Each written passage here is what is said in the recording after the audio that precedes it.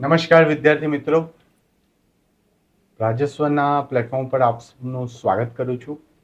હું મલ્હાર ભટ્ટ.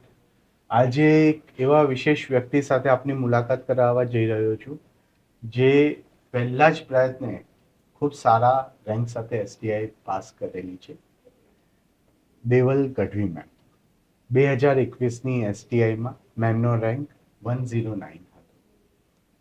તો આજે આપણે એમની જર્ની, કઈ રીતે એમણે તૈયારી કરી, અત્યારે શું કરી રહ્યા છે અને ક્યાંથી એમણે શરૂઆત કરી હતી, બેકગ્રાઉન્ડ શું હતું, એ બધા ઉપર ચર્ચા કરીશું.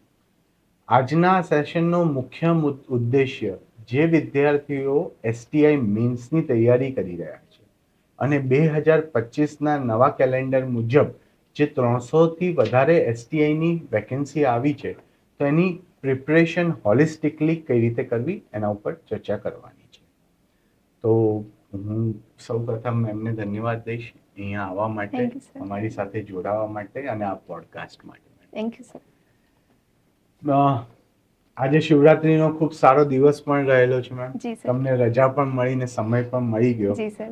અને એક યોગાનું યોગ એવું જોડાયું છે કે આજે છોકરાઓના રિઝલ્ટ 2 દિવસ પહેલા જ આવ્યું છે એસટીઆઈનું પ્રિલિમનું રિઝલ્ટ, અને મારા ખ્યાલથી 6500થી વધારે વિદ્યાર્થીઓ મેન્સ માટે એલિજિબલ થયા છે. જી સર.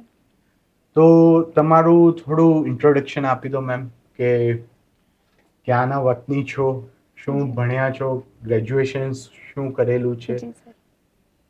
પ્લીઝ. મારું નામ દેવલ ગઢવી છે. હું બોર્ન એન્ડ બ્રોટ અપ જામનગરથી છું અને હાલ રાજ્યવેરા નિરીક્ષક તરીકે 2022થી ફરજ બજાવી રહી છું. મારી કરિયરની શરૂઆત પહેલાં મેં એક યુજીવીસીએલની પરીક્ષા પાસ કરી હતી અને એ સમયે હું ગાંધીનગર આવી. નવેમ્બર 2018ની વાત છે. ત્યારથી જોબની સાથે ગાંધીનગર માહોલ મળ્યો એટલે પ્રિપરેશન બી મેં શરૂ કરી ક્લાસ 1-2ની, અને એ રીતે મેં જોબ કરવાની સાથે તૈયારી કરી અને હાલ રાજ્યવેરા નિરીક્ષક તરીકે ફરજ બજાવું છું. જી મેમ, થેન્ક યુ. એક નાનું એવું મેમનું ઇન્ટ્રોડક્શન આપણને મળી ગયું છે. હવે આપણે મુખ્ય મુદ્દાઓ ઉપર જ આવી રહીએ કે વિદ્યાર્થીઓને મેન્સની પરીક્ષા અને પ્રિલિમની પરીક્ષા દરમિયાન કયા કયા મુદ્દાઓ નડે છે, કયા કયા પ્રોબ્લેમ આવે છે, માનસિક તણાવ કઈ રીતે દૂર કરવો.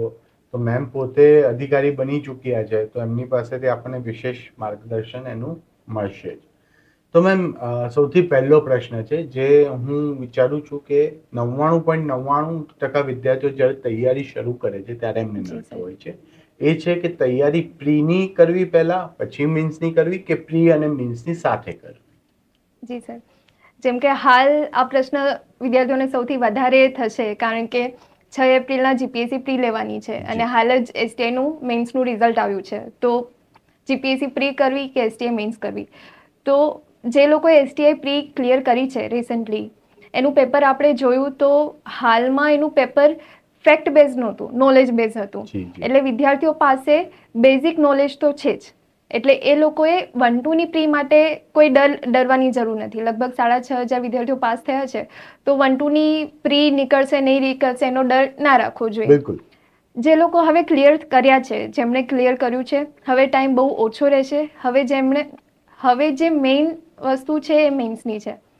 પ્રી તો ક્વોલિફાઈંગ છે, આપણે માર્ક્સ વધારે મેન્સમાં લાવવાના છે. તો જે તમને સમય મળ્યો છે, હવે તો તમે લિસ્ટની અંદર છો, એટલે કોઈને લાગે કે બોર્ડર ઉપર માર્ક્સ છે, આવશે નહીં આવે, પણ હવે તો આવી ગયું છે નામ. તો હવે તમારે કમ્પ્લીટલી મેન્સની તૈયારી કરવી જોઈએ. સાથે સાથે 1-2 પ્રી માટે ડર ના રહે તો તમે મેથ્સ, રિઝનિંગ જેવા સબ્જેક્ટ, રિઝનિંગ બધાથી થઈ શકે. મેથ્સ બની શકે કે કોઈનું એજ્યુકેશન બેકગ્રાઉન્ડ એટલું સારું ના હોય કે ધ્યાન ના આપ્યું હોય, હિસ્ટ્રી જેવા સબ્જેક્ટ વધારે સ્ટ્રોંગ હોય, પણ રિઝનિંગ બધાથી થઈ શકે. તો 50 માર્ક્સ જેવું મેથ્સ પૂછાતું હોય તો એમાં 20-25 તો તમે અટેમ્પ્ટ કરી શકો. એટલે એની પ્રેક્ટિસ રાખવાની, થોડી કરંટની પ્રેક્ટિસ રાખવાની. બાકી 1-2ની પ્રી માટે હાલ કોઈ ડરવાની જરૂર નથી. હાલ તમે બધા મુખ્ય પરીક્ષાની તૈયારી શરૂ કરો. મારું આ કહેવાનું રહેશે. બીજો એક પ્રશ્ન હોય છે કે મેમ, મેન્સ આપણે અત્યારે જે પોડકાસ્ટ કરી રહ્યા છે, ખાસ કરીને એસટીઆઈ મેન્સને અનુલક્ષીને આવનારી એસટીઆઈ જે નવી ભરતી થઈ છે એના માટે કરી રહ્યા છે. તો મારો બીજો પ્રશ્ન એ છે કે મેન્સની તૈયારી કઈ રીતે કરવી? એમાં બીજા 3 અલગથી પ્રશ્નો ઉમેરી દઉં છું. કે પહેલી છે કે સમયનું ટાઈમ મેનેજમેન્ટ કઈ રીતે કરવું, વાંચવું વધારે કે લખવું વધારે, આ પહેલો પ્રશ્ન થયો. બીજો પ્રશ્ન છે વિદ્યાર્થીઓનો કે નોટ્સ કઈ રીતે બનાવવી, પ્રીની Okay. નોટ્સને જ અનુસરીને ચાલવું કે નવી નોટ્સો બનાવવી. અને ત્રીજો જે પ્રશ્ન છે કે મેન્સની તૈયારી કરતા વખતે જે ફ્રસ્ટ્રેશન ઘણીવાર, કારણ કે આપણામાંથી અમારે ત્યાં ભણનાર બધા વિદ્યાર્થીઓમાં સૌથી મોટો પ્રશ્ન છે એમની લખવાની પ્રેક્ટિસ.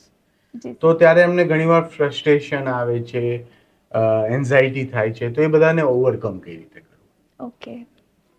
સૌથી પહેલાં તો તૈયારી કઈ રીતે કરવી, મેન્સની તૈયારી કઈ રીતે કરવી, એ પ્રશ્નના જવાબમાં જ્યારે આપણે ક્લાસ 1-2ની પ્રિપરેશન જ્યારે આપણે શરૂ કરી હોય ત્યારે આપણે, અગર આપણા ધ્યાનમાં ના હોય તો આપણે ખાલી પ્રી આધારિત તૈયારી કરી હશે જે તે સમયે, પણ સૌથી મહત્ત્વનું એ છે કે આપણે મેન્સ રેડી હોવા જોઈએ. જેવી રીતે યુપીએસસીના વિદ્યાર્થીઓ પ્રી આપ્યા પહેલાં મેન્સ રેડી હોય છે, જી મેમ. એમાં ઓપ્શનલ આવતા હોય તો એમનું ઓપ્શનલ પ્રી પહેલાં જ કમ્પ્લીટ થઈ ગયેલું હોય છે. જીપીએસસીની તૈયારીમાં જ્યારે પ્રિપરેશન ઇન્ટિગ્રેટેડ હોવી જોઈએ, પ્રીની અલગ મેન્સની અલગ એવી નહીં. જેમ કે હવે જ્યારે ક્વેશ્ચન પ્રીમાં બી નોલેજ બેઝ પૂછાય છે તો તમારા કન્સેપ્ટ ક્લિયર હોવા જોઈએ. મેન્સની તૈયારી કઈ રીતે કરવી, તો સંદીપ રૂપેલા સર પાસેથી સર મેં એક બહુ સરસ વાક્ય સાંભળ્યું છે કે પढ़ने से पढ़ना आएगा, लिखने से लिखना आएगा, बोलने से बोलना आएगा. જ્યારે હવે મુખ્ય પરીક્ષાની તમે તૈયારી કરવા જઈ રહ્યા છો તો સૌથી મહત્વની બાબત આન્સર રાઇટિંગ છે. મેન્સની તૈયારી is equal to answer writing. તમે જેટલું લખશો એટલું તમે મેન્સ રેડી રહેશો. બિલકુલ 100%ની વાત છે. ટાઈમ મેનેજમેન્ટ ઉપર થોડો પ્રકાશ નાખો ને. વિદ્યાર્થીઓનો પ્રશ્ન હોય છે કે અમારે કઈ રીતે ટાઈમ મેનેજ કરવો, કારણ કે સિલેબસ વધુ છે. જી આ સર. વખત STI ની અંદર વેટેજ 50% આપણે જોઈએ તો GS1 અને GS2 નું વેટેજ 50% છે જી સર. અને લેંગ્વેજનું વેટેજ 50% છે. તો લેંગ્વેજ પ્રિલિમમાં હોતી નથી. હોતી નથી. તો જી સર. વિદ્યાર્થીઓને એ બંનેની વચ્ચે સંકલન સાધવું અને કઈ રીતે ટાઈમ મેનેજમેન્ટ કરવો. જી સર. સર તમે કીધું એ પ્રમાણે લેંગ્વેજ પ્રીની તૈયારીમાં નથી હોતા. જી મેમ. બે આખા નવા સબ્જેક્ટ્સ આવે છે, લેંગ્વેજ ગુજરાતીનું આખું પેપર, એક આખું ઇંગ્લિશનું પેપર. હવે જીએસના બાકી બધા પેપર છે એમાં પબેડ, એથિક્સ અને એક નવું સિલેબસ STI માટે છે, વાણિજ્ય અને સંચાલન. એના સિવાય તમે તમામ સબ્જેક્ટ્સ પ્રીમાં વાંચેલા છે. હવે તમારું જીએસ માટે કરવાનું છે કે તમારે આન્સર રાઇટિંગ કરવાનું છે, આન્સર રાઇટિંગ શરૂ કરવાનું છે. બિલકુલ બિલકુલ. અગર તમે એવું વિચારતા હશો કે મારે હજી સિલેબસ નથી પત્યો, હું એકવાર આ બધું સિલેબસ પતાવી દઉં, એકવાર બધું થર્ડલી વાંચી લઉં અને પછી આન્સર રાઇટિંગ ચાલુ કરું, તો એવું ના વિચારતા. તમારા એક્ઝામના આગલા દિવસ સુધી તમને એમ લાગશે કે આ મુદ્દો છૂટી ગયો, આ ટોપિક છૂટી ગયો. એટલે તમે જેટલું આન્સર રાઇટિંગ, તમારે you have to start from somewhere. તમને જે ટોપિક્સ, જેમ કે હડપ્પા સંસ્કૃતિ, ઘણાનું હિસ્ટ્રી બહુ સારું હોય, જી. તો હડપ્પા સંસ્કૃતિ ને બધું તમે વાંચેલું છે, તો હવે મેન્સની તૈયારીમાં PYQ તમે એનાલિસિસ કરો. તમે જે ટોપિક્સ પ્રીમાં વાંચેલા છે, મુખ્ય પરીક્ષામાં અગાઉ પ્રીવિયસ જે એક્ઝામ લેવાઈ ગઈ છે તો એમાં તમે પ્રશ્ન જુઓ કે તમે જે ટોપિક વાંચ્યો છે પ્રી માટે, તો મેન્સમાં એમાંથી કેવા પ્રશ્નો પૂછાયા છે એ તમે લખવાનો પ્રયત્ન કરો. હવે પ્રીવિયસ ક્વેશ્ચનના ટોપર્સના પેપર બી અવેલેબલ હોય છે, બિલકુલ. તો પહેલાં તમે મોઢે તમારી રીતે આન્સર લખો, પછી ટોપરના ક્વેશ્ચન સાથે તમે કમ્પેર કરો. ક્વેશ્ચન લખવાની પણ એક પદ્ધતિ હોય છે, ગુજરાતીમાં કે ઇંગ્લિશમાં અલગ ફોર્મેટ્સ હોય છે અને GSમાં દરેક ક્વેશ્ચનનું ઇન્ટ્રો, બોડી અને કન્ક્લુઝન એ રીતે હોય છે. તો તમે પહેલાં એ ફોર્મેટ સમજો, દરેક ક્વેશ્ચનની શું ડિમાન્ડ છે તમે એ સમજો. તમે લખવાનું શરૂ કરો, ટોપર સાથે તમારા પેપર ચેક કરો. એક ક્વેશ્ચન જ્યારે તમે લખશો ને ત્યારે થોડી તમારે એમાં ઇમ્પ્રુવમેન્ટ આવશે.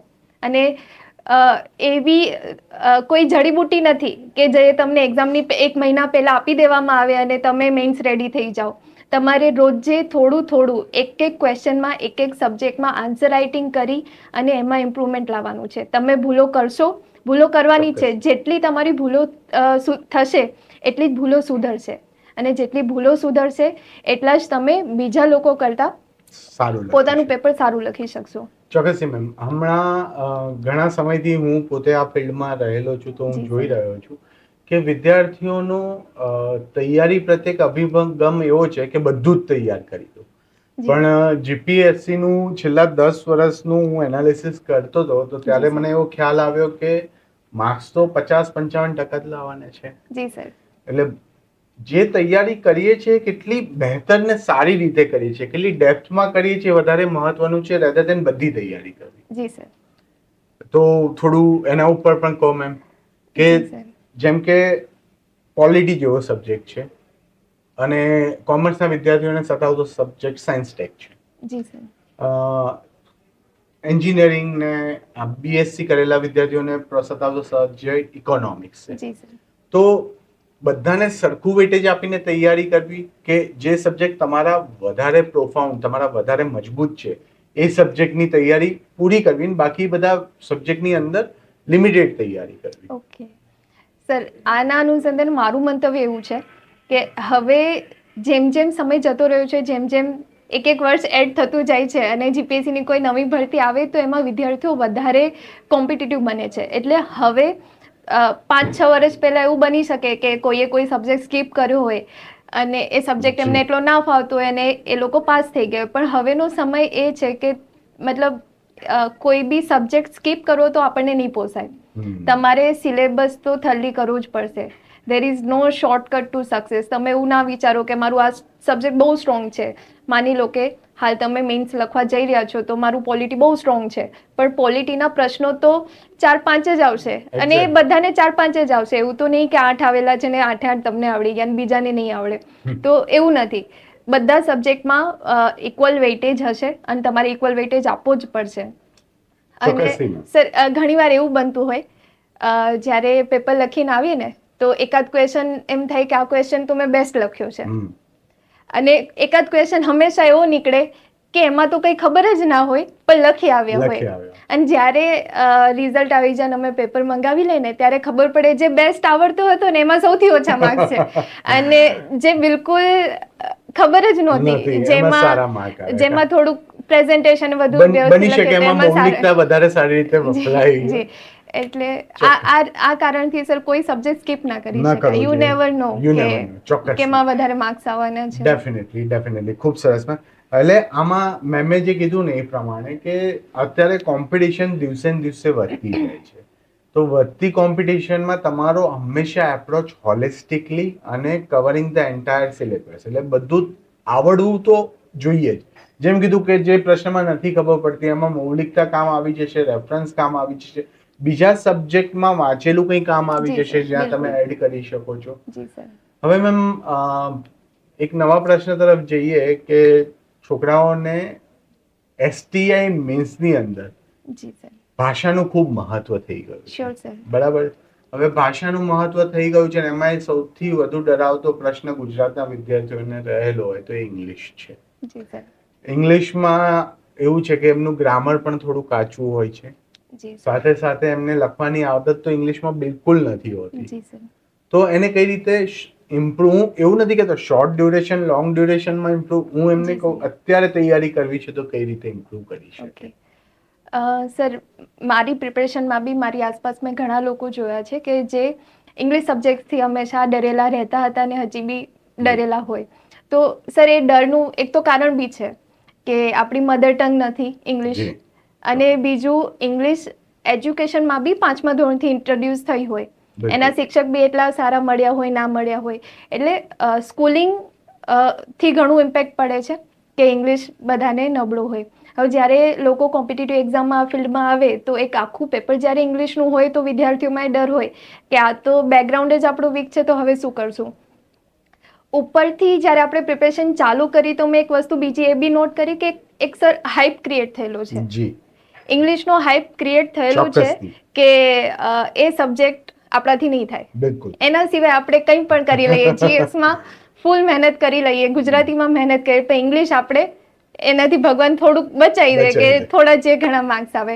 પણ મારું માનવું એ છે કે English out of all papers, ચારે પેપરમાંથી ઇંગ્લિશ એ છે ને શું કહેવાય કે એ છે ને એટલો પેલું છે ને કે તમે એને જેટલો બી ટાઈમ આપશો ને એફર્ટ આપશો ને એ તમને માર્ક્સ આપશે. હાઈ સ્કોરિંગ છે બેઝિકલી. છોકરાઓને સમજવામાં એ તકલીફ થઈ રહી છે એટલે કે ઇંગ્લિશમાં માર્ક્સ નહીં આવે, પણ ઇંગ્લિશમાં થોડી પણ વધુ મહેનત કરવાથી બાકી બધા સબ્જેક્ટ કરતા સારા માર્ક આવશે. જી સર, બરાબર છે ને.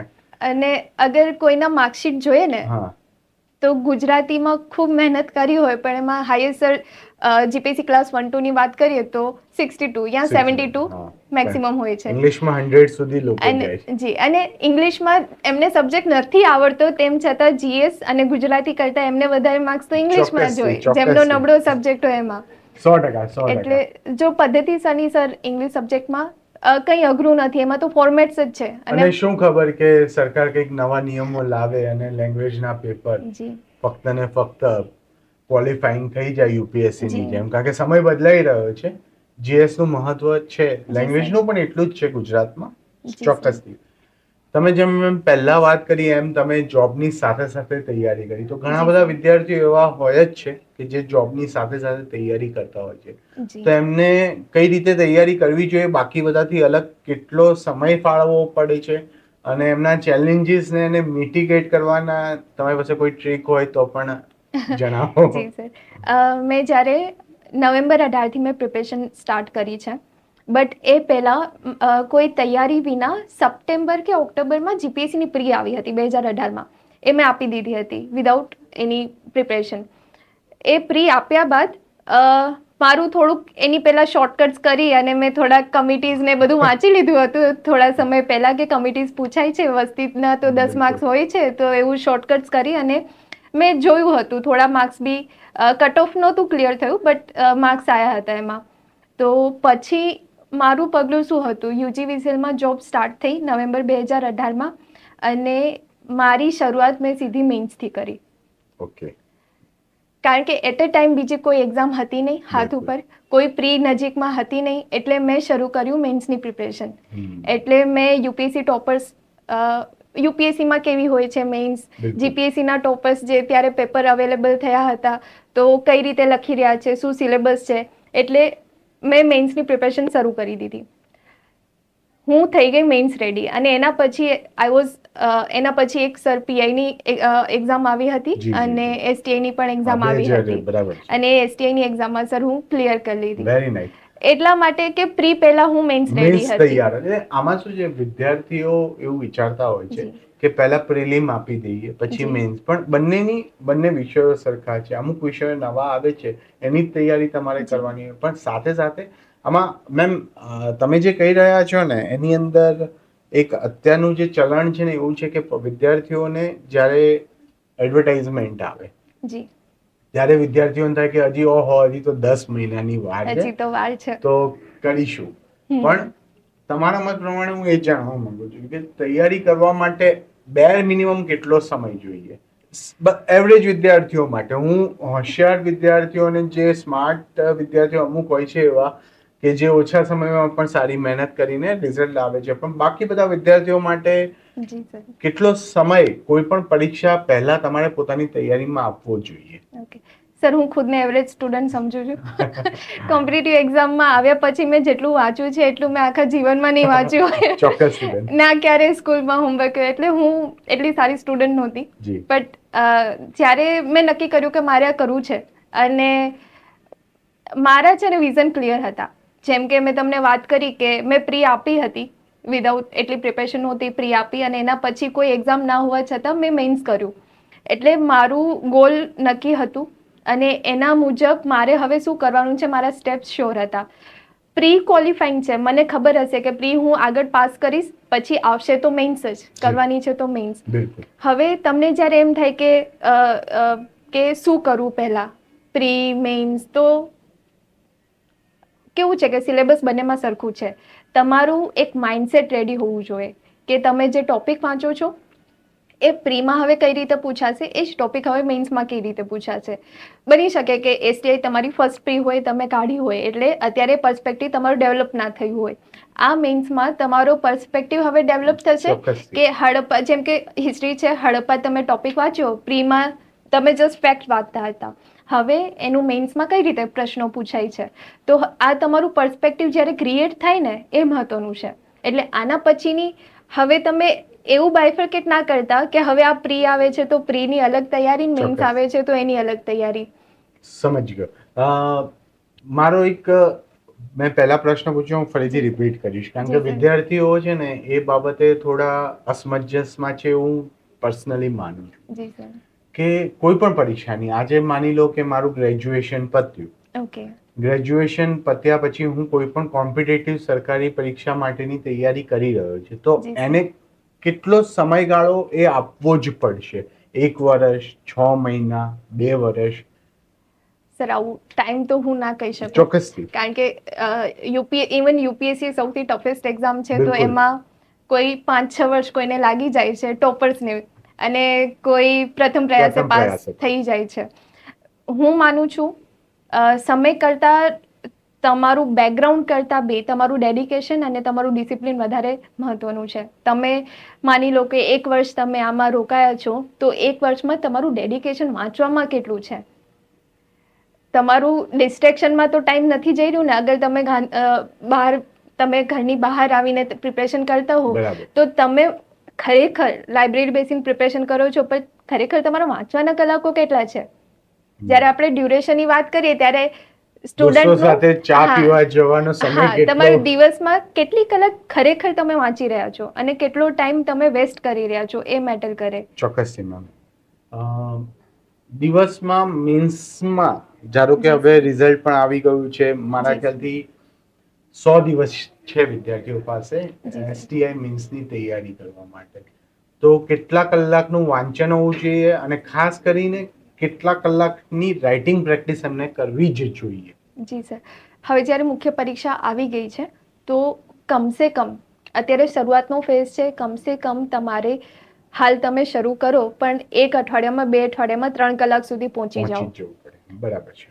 ચોક્કસ. વધારે સમય નથી, કારણ કે મુખ્ય પરીક્ષાની તૈયારી is equal to answer writing. તમે જેટલું લખશો ને એટલું તમને આવડશે. બહુ સારું. તમને એમ થાય કે હું આ ટોપિક વાંચી લઉં અને હું પછી લખું, પણ પહેલા તમે લખી તો જુઓ, તો તમને યાદ આવશે કે કયો ફેક્ટ તમારાથી છૂટે છે. તમે એકવાર ફોર્મેટ જોઈ લો તો તમને ખ્યાલ પડે કે મારું ઇન્ટ્રો એટલો સારો નથી બનતો, મારા કન્ક્લુઝનમાં ઇનોવેશન હજી ઘટે છે, મને બોડીમાં એટલા ઇનફ પોઈન્ટ્સ યાદ નથી. તો તમને ખ્યાલ આવશે કે આ મુદ્દો, તમને અગર ડેપ્થ ના હોય તો એ સબ્જેક્ટના તમારે કન્સેપ્ટ વાંચવા પડશે. બિલકુલ.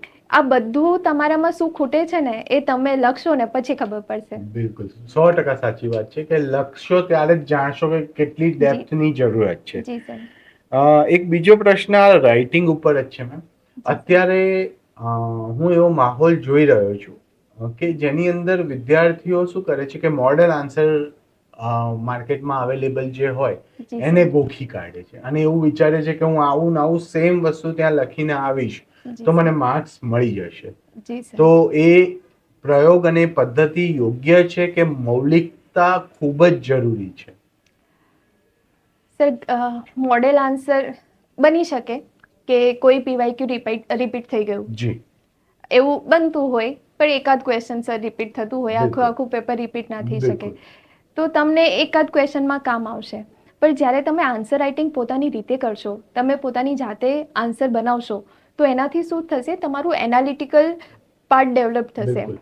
એનાથી કોઈ પ્રશ્ન એવો આવી ગયો જેના વિશે તમે અજાણ છો, પણ તમારું જે વાંચન છે, તમારી લખવાની પ્રેક્ટિસ છે, તમારી પ્રેઝન્ટેશન કરવાની જે પ્રેક્ટિસ તમારી ડેવલપ થશે, એ તમને કામ આવશે. એટલે તૈયાર મોડેલ વાંચી લેવું, પણ એ સર પીવાયક્યુ રેડી તમે વાંચી લો તો વાંચી લો, બરાબર છે, બરાબર છે. બાકી આન્સર રાઇટિંગ તો તમારે કરવું પડે. કારણ કે વિદ્યાર્થીઓની અમારે ત્યાં એવી માંગ હોય છે કે સાહેબ અમને આટલા મોડેલ આન્સર કી એકસાથે આપી દો સબ્જેક્ટ વાઇઝ તો અમે ગોખી કાઢીએ. પણ અમારી આપીએ તો છે જ આપણે. જી સર. જેમ તમે કીધું કે ટોપર્સના પેપરો હંમેશા ચકાસવા જોઈએ, તો અમારી ટેલિગ્રામ ચેનલ, અમારી યુટ્યુબ ચેનલ ઉપર અમે છેલ્લા 5 વર્ષના ટેલિગ્રામ જેટલા વિદ્યાર્થીઓ અમારે ત્યાં ટોપર્સ થયા છે બધાના મોડેલ આન્સર કીને બધું મૂકેલું જ છે જી sir. Madam.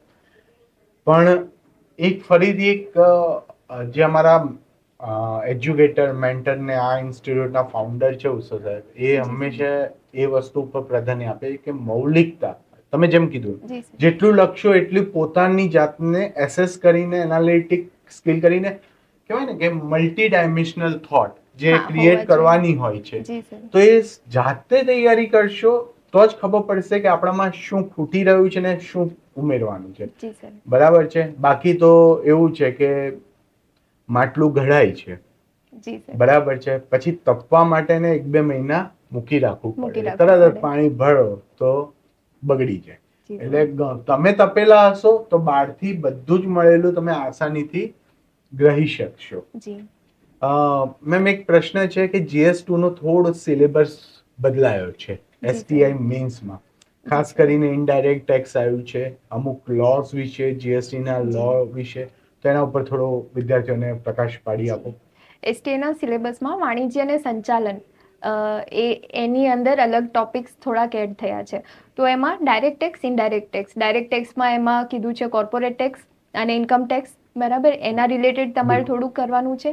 Indirect ટેક્સમાં sir GST ડિટેલમાં આપેલું છે. જીએસટી રિલેટેડ જેટલા કાયદા છે એ ડિટેલમાં લખ્યા છે. IGST, CGST અને ગુજરાત GST, તો એ કોઈ સ્ટેટને લાગુ પડે તો એ બધા કાયદા છે. એની સાથે વેટનો કાયદો બી સર એડ કર્યો છે. બરાબર છે. તો મેમ આની આમાં સાથે એસેસમેન્ટ બી એડ કર્યું એસેસમેન્ટ છે. પણ એડ કરેલું છે. જી બરાબર. તો આના માટે કઈ બુક એઝ અ રેફરન્સ તરીકે વાંચવી જોઈએ, ક્યાંથી મટીરિયલ, ક્યાંથી Okay. તૈયારી કરવી જોઈએ? જી સર. જો સંસ્થા સાથે કોઈ તૈયારી કરતું હોય તો એને તો સંસ્થા બધું પ્રોવાઈડ કરતી જ હોય જી છે, સર. પણ કોઈ એવો વ્યક્તિ છે જે સેલ્ફ સ્ટડી કરી રહ્યો જી છે, તો સર. એને ક્યાંથી રેફરન્સ લેવા જોઈએ? આ બધા કન્સેપ્ટ ઓકે, મારું કોમર્સ બેકગ્રાઉન્ડ છે. જેનું કોમર્સ બેકગ્રાઉન્ડ ના હોય, હવે ઓપન ફોર ઓલ છે એસટીએની જી, એક્ઝામ, જી. તો જે એન્જિનિયરિંગ ટેકનિકલ બેકગ્રાઉન્ડમાંથી આવતા હોય તો તમારે યુટ્યુબ પર વિડીયો જોવા જોઈએ. એનાથી તમને બેઝિક કન્સેપ્ટ ક્લિયર થઈ જાય. આની સાથે અગર તમે પેપર ગુજરાતીમાં જ આવશે જી. તો એક ફાયદો થશે. ડૉક્ટર બાબા સાહેબ આંબેડકર યુનિવર્સિટી એમના સર પુસ્તકો છે MCOM અને BCOM માટેના. ઓકે. તો એમાં આ બધા ટોપિક પર એક નાની ચોપડી છે. અચ્છા. બહુ નાનું જ છે, તો બહુ. એ વાંચી શકાય, એ બુક છે. ચોક્કસથી, ચોક્કસથી. જી સર. વચ્ચે પણ આપણે વાત કરી કે બે વસ્તુ, કે ઇંગ્લિશની તૈયારી બધા ડરે છે, પણ તમે જેમ કીધું કે હાઈ સ્કોરિંગ છે, જો થોડો જી. વધારે મહેનત જી, જી. કરવામાં, તો એના માટે ગ્રામર પણ એટલું જરૂરી છે ઇંગ્લિશ માં હાઈ સ્કોર કરવા માટે? જી સર. હું તમને મારા એસટીએના રિઝલ્ટની જ વાત કરું. PI કે 1-2ના મેં જેટલા પેપર આપ્યા હશે, જેમાં હું પાસ થઈ છું, એ એસટીએમાં સર 15 માર્ક્સનું ગ્રામર હોય છે અને મને એમાં 15 માર્ક્સ છે. શું વાત છે! ડિવાઇસોનું એક પેપર છે, તો એમાં મને 15માંથી 14 છે. શું વાત? PI ને 1-2માં મને 20માંથી 18 છે. ઓકે. તો મને ઓવરઓલ સ્કોરમાં આગળ વધવા માટે મદદ કરી શકે, કારણ કે સામે જ્યારે મને 15 કે 18 હોય ત્યારે બીજા સ્ટુડન્ટ્સને 3 થી 4 માર્ક્સ ઓછા હોય, એટલે 3 થી 4 માર્ક્સનું સીધું વેઇટેજ બહુ મને મહત્વ આમાંથી છે. એડ થઈ ચોક્કસથી, જાય. ચોક્કસથી. કરંટ અફેર જી સૌથી અઘરો, જી સર. અને આમ જોવા જઈએ તો સૌથી સહેલો. સહેલો. જી સર. અઘરો એટલા માટે કે એટલું બધું માર્કેટમાં કરંટ અફેરના નામે અપાઈ રહ્યું છે, તેમાંથી જી. સિલેક્શન કરવું અઘરું છે, જી સર. તૈયાર કરવું સહેલું છે. જી તો સર. એના ઉપર તમારું શું વિચારવું છે? કરંટ અફેર્સ આમ ઘણા લોકો છાપું ને ન્યૂઝપેપરને વાંચતા હોય છે, જી. એડિટોરિયલ. મને વાંચવું જોઈએ, જેને ગમતું હોય. હું નથી વાંચતી ન્યૂઝપેપર, એટલું રેગ્યુલર નથી થતી, એટલે હું સર વિઝન આઈએસની મેગેઝિન છે, જી. તો એ હું હંમેશા વાંચતી હોઉં છું. એનાથી અપ ટુ ડેટ રહું છું. અથવા તો આ કેવું છે કે તમને કોઈ સીધું મટીરિયલ રેડી કરીને આપી દે છે. કોઈ ટોપિક છે, કરંટ છે, તો મુખ્ય પરીક્ષામાં કઈ રીતે પૂછાશે? કોઈ ટોપિક છે, એની ફેવરમાં શું છે, અગેન્સ્ટમાં શું છે, એ તમને મુદ્દા આવડવા જોઈએ. બરાબર છે. અગર પૂછાય તો ઇન્ટ્રો કન્ક્લુઝનમાં તમે તર્ક કયા રજૂ તર્ક કરશો, કયા. એ બધું. ચોક્કસ. તો કોઈ રેડી આપી દે છે તો એ ફોલો કરી શકાય. બિલકુલ, બિલકુલ.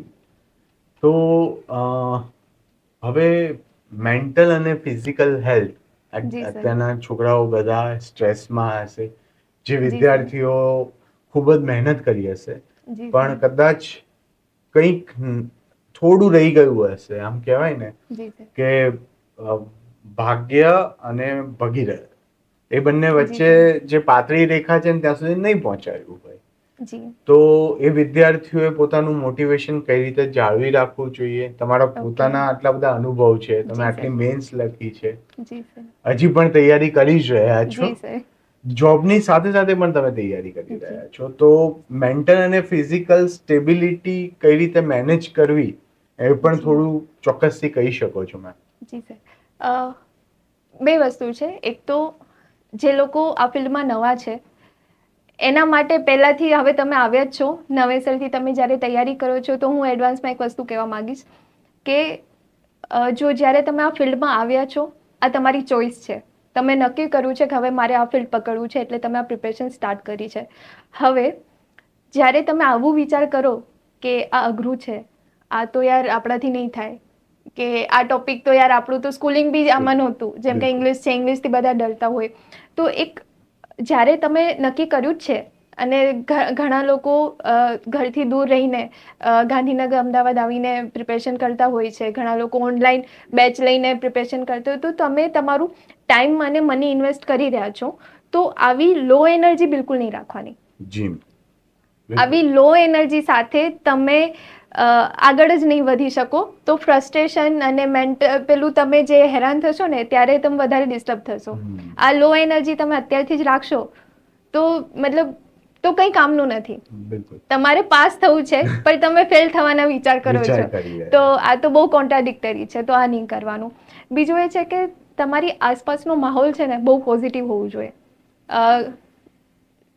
જો મેન્ટલ વેલબિંગ માટે પહેલાં તો સર મારું ઘણો સમય એવું બી હતો કે હું બિલકુલ એકલી રહેલી, કારણ કે મેં ચૂઝ કરેલું કે મારે ટાઈમપાસવાળા મિત્રો જોડે કે ચા પાણીવાળા મિત્રો જોડે ટાઈમપાસ નહીં કરું. અને જ્યારે મને મિત્રો મળ્યા છે તો એવા મિત્રો બી મળ્યા છે કે જે સાથે મળીને તમને પુશ કરે, તમારા જે વીક એરિયા છે તમને એમાં ઇમ્પ્રૂવ લાવે. મતલબ કોઈ ક્વેશ્ચન, કોઈ સબ્જેક્ટ મને આવડતો હોય, કોઈ સામેવાળાને આવડતો હોય, તો એ મ્યુચ્યુઅલ હોય જેમાં બંનેને ગ્રોથ કરવાનો મોકો મળે. તો એક તમારો માહોલ યા તો પોઝિટિવ રાખો યા તો તમે બધાથી દૂર રહો, બે વસ્તુ થઈ શકે. અને ઘણીવાર કેવું કે જ્યારે ના થતું હોય ને, એક તો કોઈને બહાનું બનાવવાની આદત હોય, એક્સક્યુઝ. જ્યારે તમારે સફળ થવું હોય ને તો એક્સક્યુઝ આપવાના બંધ કરી દેવાના અને પોતાની જાત સાથે ક્યારેય છેતરપિંડી નહીં કરવાની. અગર હું ફેલ થઉં છું, હું કહું કે યાર મને 2 દિવસ પહેલા જ આ વસ્તુ હતી, મારા જીવનમાં બાબત બની, કોઈ બી એવી બાબત બને તો હું દરેક વખતે મારા રિઝલ્ટમાં કહીશ તો હું મારું ક્યારે ગ્રોથ થવાનું જ નથી. ફેલ એ ફેલ, પાસ એ પાસ, સિમ્પલ વાત. તો પહેલા તો એક્સક્યુઝ કરવાના તમે બંધ કરી દો, પોતાની જાત સાથે છેતરપિંડી ના કરો. ઘરથી તમે દૂર વાંચતા હો તો તમે પેરેન્ટ્સને એમ કહેતા હા હું સારું વાંચું છું, આખો દિવસ લાઇબ્રેરી રહું છું, પણ તમને તો ખબર છે ને કે તમે કેટલી કલાક પાનની દુકાને હતા, કે કેટલી કલાક તમે ગાર્ડનમાં બેઠા હતા, કે તમે વાંચવા સિવાય કોઈ બીજા વ્યક્તિને તમે ઇમ્પોર્ટન્સ આપી રહ્યા છો, એ તો તમને ખબર હશે. તો આ બધું ના કરશો. આ બધું સર હું એટલે કહી રહી છું મેન્ટલ વેલબિંગમાં, કે અજાણીએ આપણે છે ને ડાયવર્ટ થઈ જઈએ અને પછી રિઝલ્ટ ના આવતું હોય તો આપણે કહીએ યાર મારી સાથે જ આ કેમ થાય છે, હું તો હંમેશા આટલી તૈયારી કરતો ના, બધું તો વાય મી, પછી એવું બધું કે ખુદની સમસ્યા મોટી બતાવી. તો આ ના કરવું જોઈએ. જો સંઘર્ષ છે ને બધાના જીવનમાં છે, પણ સંઘર્ષની વ્યાખ્યા છે ને બધા માટે અલગ રહેશે. માની લો કે મને ફાઇનાન્શિયલ ઇશ્યુ હતા જે તે સમયે, તો મારો સંઘર્ષ એ હતો પણ મને પેરેન્ટ્સનો ફૂલ સપોર્ટ હતો. કોઈ જગ્યાએ એવું બની શકે જે વેલ સેટ ઘરમાંથી હોય અને એમને ફેમિલી ડિસ્ટર્બ રહેતું હોય. તો જો આપણે જ્યારે તમે તૈયારીમાં આવ્યા છો, જ્યારે તમે ચૂઝ કર્યું છે પ્રિપેરેશન કરવાનું, મોટા ભાગના માટે પુશ ફેક્ટર હશે.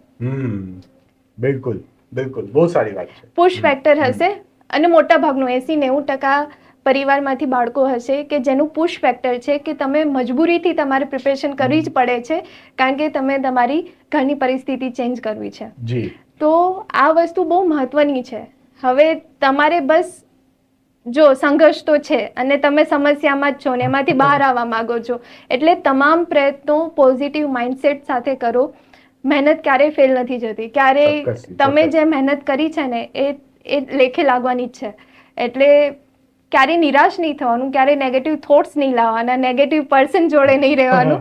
આ બધું છે ને ખુદ ઉપર તમારે ધ્યાન આપવાનું. મેમ પોતે ખૂબ નસીબદાર છે કે એમને એવા મિત્રો મળ્યા છે કે જે એમને ધક્કો મારે છે, નથી આવડતું સમજાવે છે. બાકી એવા મિત્રો મળવા ખૂબ અઘરા છે. મારો દ્રષ્ટિકોણ આ બાબતમાં એવો છે કે મેન્ટલ વેલબિંગ અને પીસ માટે, કારણ કે કેવું છે કે સૌથી પહેલો પ્રયત્ન હોવો જોઈએ વિદ્યાર્થીઓ અથવા તૈયારી કરનાર દરેક વ્યક્તિઓ માટે પોતાનું રૂટીન એક સ્ટ્રિક્ટ કરી કાઢે, આર્મી જેવું રૂટીન કરી કાઢે કે હું આ સમયે ઉઠીશ, આ સમયે ભણીશ, આ સમય મારા મિત્ર અને ફેમિલી માટે હશે અને આ સમયે હું બાકીની તૈયારી કરીશ. બીજું છે મેન્ટલ ફિટનેસ માટે ધ્યાન કરવું ખૂબ જ આવશ્યક છે, કારણ કે જે વિદ્યાર્થીઓ તૈયારી કરતા હોય છે એ લોકો વાંચતા હોય છે, પણ કેવું છે કે વાંચના અમુક સમય પછી ભૂલી જવાની. ભૂલી જાય. તો આ આપણા મગજની અંદર કોન્સ્ટન્ટ ચાલતો સ્ટ્રેસ છે જે આપણને ભૂલવાડી રહ્યો છે. તો એનાથી ઓવરકમ થવા માટે મેડિટેશન કરવું ખૂબ જ જરૂરી છે દોસ્તો. રોજ કરવું જોઈએ. અને એક કહેવાય ને કે આર્મી જેવી લાઈફસ્ટાઈલ થોડા સમય માટે અનુરૂપ કરવી જોઈએ. કે જેમ કે હું કહું કે આપણા જૂના રામાયણ મહાભારત ને એ સમયની વાતો કરીએ છીએ આપણે, બધાને ગમે પણ બહુ છે. તો એ સમયે કોઈ પણને જ્ઞાન જોઈતું હતું ને તો જંગલમાં જતો રહેતો હતો. એનું કારણ શું છે? ત્યાંની એકલતા, શાંતિ અને કઠણાઈ ત્રણેય મળતું. અને એના કારણે શું થતું કે એના લાઈફની અંદર એક ડિસિપ્લિન આવતી. બરાબર છે. પોતાનો આત્મસાત, અંતર આત્માને જાણવાની, તમે કીધું ને કે બધાને તો તમે ગમે તે કહેશો, પોતાની જાતને તો ખબર છે ને તમે કેટલી મહેનત કરી છે. તો જ્યારે પોતાની જાતે જ મહેનત કરવાની છે, બરાબર છે, સંજોગો કોઈ પણ હોઈ શકે. મેં બહુ સારી વાત કરી કે ઘણાને ધક્કો મારીને કહેવામાં આવ્યું કે તૈયારી કર. ઘણા પાસે ફાઇનાન્શિયલ સ્ટેબિલિટી હશે પણ ફેમિલી મેન્ટલ સ્ટેબિલિટી નહીં હોય. ઘણા પાસે મેન્ટલ સ્ટેબિલિટી હશે, ફાઇનાન્શિયલ. તો સંઘર્ષ તો બધાનો સ્વયંનો છે, પોતપોતાનો છે. તો બધાએ પોતાની દિનચર્યાનું ખૂબ કાળજીપૂર્વક ધ્યાન રાખવું, જેના કરીને તમારા ડેવલપમેન્ટની અંદર એ ડિસિપ્લિન ઓટોમેટિકલી ગ્રોથ લાવવા માટે હેલ્પફુલ થઈ જશે. હવે મેમ આપણે બધી મોટા ભાગની વાત કરી દીધી. હવે મારે થોડો એ પ્રશ્ન પૂછવો છે કે તમે પોતે પણ સૌરાષ્ટ્રથી આવો છો. ગુજરાતનું એજ્યુકેશન સિસ્ટમ જે છે મારા ખ્યાલથી એટલું હજી પ્રોફાઉન્ડ નથી થયું. સરકાર મહેનત ખૂબ કરી રહી છે પણ હજી પણ ક્યાંક ને ક્યાંક કચાશ રહેલી છે. તો જે વિદ્યાર્થીઓ તૈયારી કરવા માંગે છે સરકારની, એને ક્લાસીસ કરવા જોઈએ કે મેન્ટર હોવા જોઈએ, કે તમારું શું મંતવ્ય છે આ ઉપર? સર, હું સ્ટુડન્ટ્સને સીધું એવું નહીં કહું કે તમારે ક્લાસ કરવા જોઈએ કે ના કરવા જોઈએ. બટ મારા માટે, મારા મત મુજબ એવું જરૂરી છે કે તમારી જોડે એક માર્ગદર્શક હોવા જોઈએ. ચાહે તમારા સિનિયર હોય, ચાહે તમારા ગામમાંથી કોઈ વ્યક્તિ હોય, કે કોઈ ઓલરેડી ડિપાર્ટમેન્ટમાં હોય, તમે કોમન કોઈ ફ્રેન્ડ હોય, એક મેન્ટર હોવા જોઈએ કે જે તમને સહી દિશા બતાવે. સર, જ્યારે ગૌણ સેવાની ઘણા લોકો પ્રિપેરેશન કરતા હોય, જીપીએસસીની પ્રિપેરેશન કરતા હોય, તો એ માસ બહુ મોટો છે. અને લોકો સર દિવસ રાત મહેનત બી કરી રહ્યા છે. પણ પાસ બધા નથી થઈ રહ્યા, કારણ કે મહેનત દિવસ રાત તમે કરશો પણ કઈ દિશામાં કરશો એ બી મહત્વનું છે. તમે અગર સહી દિશામાં મહેનત કરશો, તમારે શું કરવું શું ના કરવું એ તમને ખ્યાલ હોવી જોઈએ. અગર તમારું બેકગ્રાઉન્ડ જ એવું છે, ફેમિલી એવું છે, તો તમને પહેલાથી ખબર હશે. પણ એવું નથી તો તમને એક માર્ગદર્શક તમારી જોડે હોવું જોઈએ કે જે તમને સાચી દિશા બતાવે કે આ વસ્તુ તમારે કરવાની છે, આ નથી કરવાની. ડિમાર્કેશન સર થવું જોઈએ કે એના માટે મોટા મોટી કોઈ નો તો એવો સપોર્ટ જોઈએ. તો સપોર્ટ 100% જોઈએ જ છે. દરેક તૈયારી જીવનમાં દરેક સ્ટેજે કોઈક માર્ગદર્શકની જરૂર દરેક વ્યક્તિઓને રહેલી જ હોય છે. સંસ્થા એક માર્ગદર્શક તમારા માટે હોઈ શકે, એક વ્યક્તિ પણ હોઈ શકે, કોઈ ક્લાસીસ પણ હોઈ શકે. એ તમારે ચયન કરવાનું છે કે કોને તમારે માર્ગદર્શક બનાવવા છે. અને બીજું ચોક્કસથી હું એવું કહીશ કે આપણી એજ્યુકેશન સિસ્ટમમાંથી પાસ થઈને જ્યારે તમે ગ્રેજ્યુએટ થાવ છો અને એના પછી ગવર્મેન્ટની તૈયારી મેમ કરો છો, તો તમે હજી પ્રિપેર્ડ નથી. એટલે તૈયારી કરવા પહેલા તમારી જે માનસિક ક્ષમતા, શારીરિક ક્ષમતા જે હોવી જોઈએ એ એટલી મજબૂત નથી. સંસ્થા હંમેશા એ વસ્તુ ઉપર વધારે ભાર આપે છે કે હું પોતે કોલેજમાં જ્યારે ભણતો હતો, અમારા વખતે તો એ થોડું સ્ટ્રિક્ટ હતું, પણ મેં ઘણા બધા વિદ્યાર્થીઓને જોયા છે જે કોલેજમાં 15-20 દિવસ ભણીને એક્ઝામ આપી દે પાસ થઈ જાય. આ તમે કહો છો કે કન્સિસ્ટન્ટ તૈયારી કરવાની છે. 1 વર્ષ આપ્યું છે પોતાની જાતે, રોજ ઓછામાં ઓછું 4 કલાક તો વાંચવાનું છે. તો એના માટે એક માર્ગદર્શન, એક કહું છું ને ડિસિપ્લિન લાવવા માટે હું માનું છું ત્યાં સુધી સંસ્થાની જરૂરિયાત 100% છે. હા, માર્ગદર્શકની તો 100%. એ તમે કોનું ચયન કરો છો તમારા ઉપર છે. ખૂબ મજા આવી મેમ. તો તમને આ વખતે એસટીઆઈની મેન્સ છે, નવી STI ની 300 થી વધારે ભરતી આવેલી છે, જી જે હમણાં જે કેલેન્ડર 2025 જાન્યુઆરીમાં આવ્યું એની અંદર કહેવામાં આવ્યું છે, તો કદાચ એની પરીક્ષા 25 એન્ડમાં લેવાય મેમ, જી સર. તો એની તૈયારી ક્યારથી શરૂ કરી?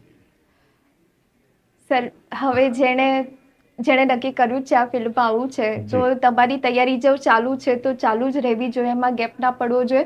અને તમે હવે ઈચ્છો છો કે નેક્સ્ટ ભરતીમાં તમે પ્રિપેર કરશો, તો એ તૈયારી તમારે અત્યારથી થવી જોઈએ. કારણ કે તમારી જો એક નોલેજ સર જોઈએ, અને જીપીએસસી નો સિલેબસ એક પોતાની રીતે હું દર્યો કહું છું છે. કે નવા જ વિદ્યાર્થીઓ જે જી લોકો સર. સરકારી પરીક્ષાની તૈયારી હાલ કરવા ફિલ્ડમાં માંગે જ નથી. નથી, કારણ જી કે સર. જે લોકો તૈયારી કરી રહ્યા છે એ તો હવે એક સાયકલમાં આવી ગયા છે, એમને જી ખ્યાલ સર. છે કે ભાઈ મારે 3-4 મહિના તો પ્રિલિમ્સની તૈયારી કરતા, MCQ સોલ્વ કરતા એના જી. માટે થશે. તો જે એકદમ નવા વિદ્યાર્થી છે એને સરકારી તૈયારી કરો, કારણ કે મેમ પે સ્કેલ સરકારના ખૂબ સારા છે, જી સર. બરાબર છે. આજે હું તો બધા જ વિદ્યાર્થીઓને કહું છું કે 15,000ની નોકરી અત્યારે શરૂઆતમાં કરવી એના કરતા 1 વર્ષ બેસીને 50,000ની નોકરી માટે મહેનત કરવી વધારે સારી છે, જી સર. બરાબર છે. તો જે એકદમ નવા વિદ્યાર્થીઓ જે ગ્રેજ્યુએશન પતાવીને બેઠા છે, તો એ લોકોને તૈયારી શરૂ કરવી હોય જી સર. તો કેટલા સમય પહેલા એમણે તૈયારી શરૂ કરી દેવી જોઈએ? સર, હાલથી જ શરૂ કરી દેવી જોઈએ, કારણ કે જે STIની એક્ઝામ 2025ના એન્ડમાં તમે આપવા જઈ રહ્યા છો, 6,500 સ્ટુડન્ટ એની મેઇન્સ હમણાં 2-3 મહિનામાં લખશે, તો 6,500માંથી 300-350 જે વેકેન્સી છે એટલા લોકો પાસ થશે. આ બધા જ સ્ટુડન્ટ પાછા કોમ્પિટિશનમાં એ જ આવશે. તમને કોમ્પિટિશન આપવામાં આવશે, બરાબર? બિલકુલ. ઇન્ડિયન મતલબ કોમ્પિટિટિવ એક્ઝામ છે, તો તમારી પહેલા જ તમારા કોમ્પિટિટર આ જ એક્ઝામ ઓલરેડી આપી ચૂક્યા છે, તો તમારે મોડું ના કરવું જોઈએ. એમની સાથે હમણાં જે મેઇન્સ આવશે તો તમારે સિલેબસ ને બધું જોઈ લેવું જોઈએ. જ્યારે પેપર આવે ત્યારે તમારે જાતે અટેમ્પ્ટ કરવું જોઈએ. ચોક્કસ. જાણે તમે જ એક્ઝામ આપી રહ્યા છો ને એ રીતે તમારે પ્રિપેરેશન કરવી જોઈએ, તો તમે નેક્સ્ટ એક્ઝામ માટે તમે રેડી રહેશો. 100% મેમ.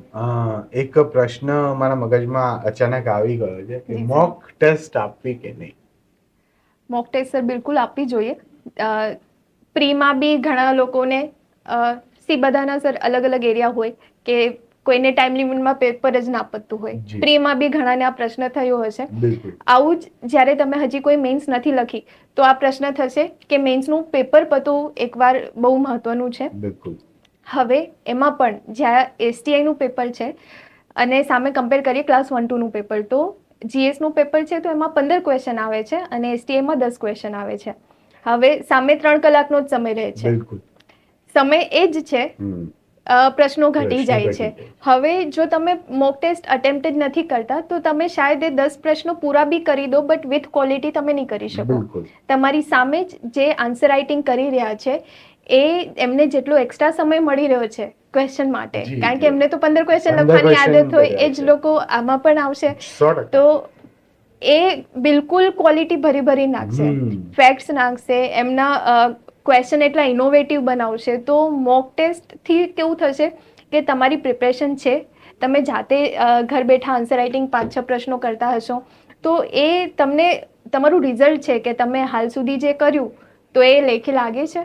તમે મોક લખ્યું તો પેપર કમ્પ્લીટ થાય છે, કમ્પ્લીટ થાય છે તો વિથ ક્વોલિટી પેપર કમ્પ્લીટ થાય છે. તો એ બહુ જરૂરી છે. મોક ટેસ્ટ આપવાથી બીજું શું ફાયદો થશે? તમે જે પેપર લખ્યું એ તમારા એન્ડથી તમને જેટલું આવડ્યું ને, અને તમારી જે સમજ હતી એ પ્રમાણે તમે લખ્યું. જ્યારે તમે મોક ટેસ્ટ તમારી કોઈ ઇવેલ્યુએટ કરશે તો તમને નવા સૂચન મળશે. જી, ચોક્કસથી. એ સૂચન સર બહુ મહત્વના છે. મહત્વના એ જ છે, સૂચન જ મહત્વના સૂચન બહુ છે મહત્વના કે તમારી છે. ક્વોલિટીનું એક એસેસમેન્ટ તમને મળી રહ્યું છે, જી, જેનાથી તમારા ઇમ્પ્રુવમેન્ટના ચાન્સીસ બહુ વધી જાય બહુ છે. વધી જાય. વિદ્યાર્થી મિત્રો, આજે આપણે ખૂબ સરસ ચર્ચા કરી છે. દેવલબેને બધા જ એરિયા, ચાહે પ્રી હોય, મેન્સ હોય, મેન્ટલ વેલબિંગના હોય, એ બધાને કવર કરીને ખૂબ સારું માર્ગદર્શન તૈયારી કરનાર વિદ્યાર્થીઓને આપેલું છે. મેમ પોતે અત્યારે તૈયારી કરી જ રહ્યા છે 1-2ની, પણ એચિવમેન્ટ મેળવી ચૂકેલા છે એક જગ્યાએ. તો મેમ લાસ્ટમાં તમારે જે પણ આપણો આ વિડીયો જોશે એમને કંઈક ઓપન મેસેજ આપવો હોય તો ચોક્કસથી આપી શકો. મેં જે ડ્યુરિંગ પોડકાસ્ટ જે વાત કરીને કે લો એનર્જી સાથે બિલકુલ તૈયારી ના કરતા. બધા માટે છે ને, બધા પોતાના અલગ અલગ પ્રિપેરેશનના લેવલ ઉપર હશે. તમારે ખાલી પોતાની જાતને સુધારવાની છે અને એ તમારે પ્રયત્ન સતત અવિરત કરવાનો છે. એટલે હંમેશા પોઝિટિવ એટીટ્યૂડ રાખો, આસપાસ પોઝિટિવ માહોલ રાખો, તમને જે વસ્તુ ડિસ્ટર્બ કરતી હોય એનાથી દૂર રહો અને કન્સિસ્ટન્સી રાખશો અને તમે મહેનત કરશો ને, મહેનત સાચા દિલથી કરજો. અને તમે જે મહેનત કરશો ને એ ક્યારેય એડે નહીં જાય. એડે નહીં મહેનત જાય. હંમેશા લેખે લાગે ક્યારેય છે. ક્યારેય મહેનતના ફળ કદાચ ન મળે, પણ મહેનતનું પરિણામ હંમેશા મળે જી. છે. જી સર. બરાબર છે. લખતા રહો, વાંચતા રહો, મહેનત કરતા રહો, ક્યારેક ને ક્યારેક સફળતા મળશે. જી. બરાબર ને મેમ? જી સર. ચાલો દોસ્તો, બહુ જ મજા આવી મેમ આપની સાથે વાત જી સર, કરીને. thank you, sir. જય હિન્દ, જય Bharat. Okay, all the best.